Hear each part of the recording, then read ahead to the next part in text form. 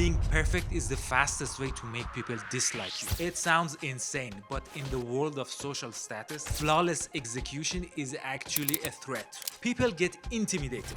If you want people to trust you and find you attractive, you need to learn how to trip. I'll tell you what I mean. In 1966, researchers proved this with a cup of coffee. They had people listen to a genius answering trivia questions. When the genius was perfect, people just respected him, but they didn't like him. However, when that same genius accidentally spilled coffee all over their suit, everyone just fell in love with him, even though they didn't even see him. And it's called the Pratfall effect. Being too perfect is intimidating because it triggers a biological threat response in the room. People want to find a reason to tear you down. But a small mistake, say stumbling or dropping a pen, humanizes you instantly. Be careful though.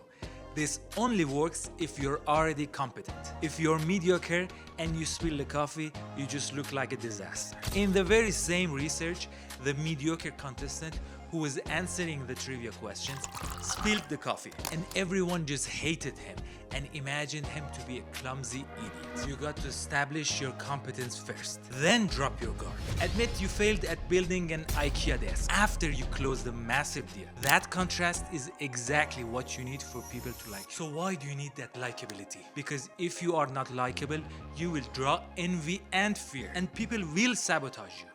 But if they like you, they will voluntarily help you, give you resources, and connect you to their network. This was tip number 1 of my social status series. Check out my channel for the rest of the series and more.